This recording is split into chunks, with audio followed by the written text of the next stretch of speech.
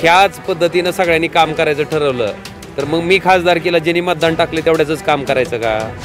जनतेच्या टॅक्सच्या पैशावर आपल्याच बापजाद्याचा इस्टेट असल्यासारखं जर अधिकार सांगत असो आणि लोकांना जर अडवणूक करत असो की आमच्या विचाराचाच माणूस निवडून दिला तर निधी नाही दिला तर नाही, मला वाटतं हे अतिशय बौद्धिक दिवाळखोरीचं लक्षण आहे. अर्थमंत्र्याची इच्छा असो किंवा नसो, मुख्यमंत्र्याची इच्छा असो किंवा नसो, त्या ठिकाणी त्या नगरपालिकेला लोकसंख्येच्या प्रमाणात निधी हा द्यावाच लागतो. स्थानिक स्वराज्य संस्थेचं बिगुल वाजलं असून औसा मतदारसंघामध्ये औसा नगर परिषदेच्या निवडणुकीच्या प्रचारार्थ धाराशिवचे खासदार ओमराजे लिंबाळकर आलेले आहेत. आपण त्यांच्याशी बातचीत करूया. आपण नगर परिषदेच्या उमेदवारीसाठी प्रचारासाठी आले. निश्चितपणे महाविकास आघाडीच्या वतीनं त्या ठिकाणी आम्ही ही निवडणूक एकत्रितपणे लढवतोय आणि औसा शहरातील नागरिकांना माझं नम्र निवेदन आहे की आपण थेट नगराध्यक्षपदाच्या निवडणुकीसाठी त्याचबरोबर सगळ्या नगरसेवक पदाच्या निवडणुकीसाठी येणाऱ्या 2 डिसेंबर रोजी मतदान करणार आहेत. हे करत असताना आपण सगळ्यांनी फक्त आर्थिक रसद, आर्थिक क्षमता, आर्थिक ताकद बघून मतदान करण्यापेक्षा लोकांमध्ये कोण आहे, लोकांसाठी उपलब्ध कोण आहे आणि तुमच्या प्रश्नाची जाणीव असणारा उमेदवार कोण आहे, ह्या सगळ्या बाबीचा विचार करून त्या ठिकाणी मतदान करणं आवश्यक आहे. मी माझंच उदाहरण देतो की माझ्या पुढं भली मोठी आर्थिक शक्ती उभा राहिलेल्या असतानासुद्धा 100 कोटी का 120 कोटी खर्च केला आहे असं ऐकवत आहे.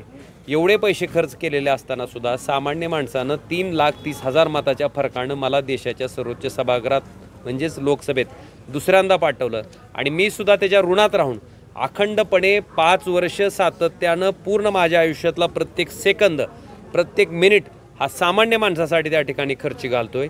हे जनतेनं बघितलं आहे आणि म्हणून इथल्या जनतेला एवढंच नम्र निवेदन आहे की मशाल, त्याचबरोबर हाताचा पंजा आणि तुतारी वाजवणारा माणूस ह्या चिन्हापुढचं बटन दाबून महाविकास आघाडीच्या थेट नगराध्यक्षपदाच्या उमेदवार आणि सर्व नगरसेवक पदाचे उमेदवार यांना आपण विजयी करा. अजित पवार प्रत्येक सभेमध्ये गेले की सांगतात की गृह खातं माझ्याकडे आहे, अर्थ खातं आहे आणि तुम्ही जर कट मारलात तर मी पण पैशाला कट मारले. आता मला सांगा, मग ह्याच पद्धतीनं सगळ्यांनी काम करायचं ठरवलं तर मग मी खासदारकीला ज्यांनी मतदान टाकले तेवढ्याच काम करायचं का?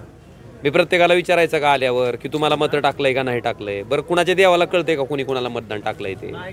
अशा पद्धतीनं संकुचित बुद्धी ठेवून जर आपण राजकारण करू पाहत असेल तर मग ते राजकारण मला वाटतंय संविधानाला अनुसरून असणार नाही. कारण कुठल्याही मुख्य पदावर किंवा संविधानिक पदाची शपथ आपण ज्यावेळेस घेतो त्यावेळेस आपण कोणाशीही ममत्वभाव किंवा आकसभाव ठेवणार नाही असं ईश्वराला साक्ष ठेवून शपथ घेतलेली असते आपण त्या संविधानाची. मग अशा परिस्थितीमध्ये आज आपण सत्तेत बसलोय म्हणून जनतेच्या टॅक्सच्या पैशावर आपल्याच बापजाद्याचा इस्टेट असल्यासारखं जर अधिकार सांगत असो आणि लोकांना जर अडवणूक करत असो की आमच्या विचाराचाच माणूस निवडून दिला तर निधी नाही दिला तर नाही, मला वाटतं हे अतिशय बौद्धिक दिवाळखोरीचं लक्षण आहे. पण मला आपल्याला आवर्जून सांगायचं आहे की आत्तापर्यंत प्रशासक राज्य होतं, शासनाचेच अधिकारी प्रशासक म्हणून त्या ठिकाणी काम करत होते म्हणून काही थोड्याफार प्रमाणात शासनाचं चाललं. पण आता लोकांनी निवडून दिलेले नगराध्यक्ष, लोकांनी निवडून दिलेले नगरसेवक त्या ठिकाणी बसणार आहेत आणि संविधानिक पदामध्ये ताकद असती. अर्थमंत्र्याची इच्छा असो किंवा नसो, मुख्यमंत्र्याची इच्छा असो किंवा नसो, त्या ठिकाणी त्या नगरपालिकेला लोकसंख्येच्या प्रमाणात निधी हा द्यावाच लागतो. तिथं कुणालाही अडवणूक करता येत नाही.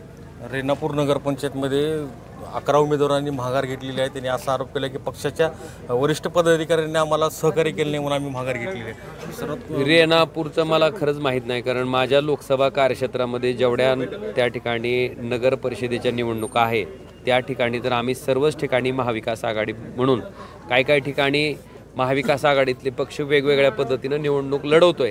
पण रेणापूरची मलाही वस्तुस्थिती माहीत नाही. निश्चितपणे वस्तुस्थिती मी जाणून घेईन आणि त्याच्याबद्दल बोलेन. ठाण्यामध्ये ज्या पद्धतीनं एकनाथ शिंदेच्या विरोधामध्ये पक्ष फोडलं जात आहेत, रवींद्र चव्हाण ओपन वक्तव्य करतायत की कमळ जर फुललं तर तुमच्या सर्व योजना तुम्हाला लागू होतील, घरकुल योजना लागू होतील. ते फटका बसेल का एकनाथ शिंदेला? मला वाटतंय जी पेरलंय ती उगवत आहे, ज्वारी पेरलं तर कुसळं उगवत नाहीत. तर हे होते खासदार ओमराजे लिंबाळकर यांनी सांगितलेलं आहे की आगामी स्थानिक स्वराज्य संस्थेमध्ये महाविकास आघाडीचे सरकार येईल यामध्ये शंका नाही. आणि एकनाथ शिंदे यांच्या संदर्भात विचारला असता जे पेरलं तेच उगेल अशा पद्धतीचं वक्तव्य धाराशिवचे खासदार ओमराजे लिंबाळकर यांनी व्यक्त केलेलं आहे. विजय कवाळे, नवराष्ट्र, लातूर.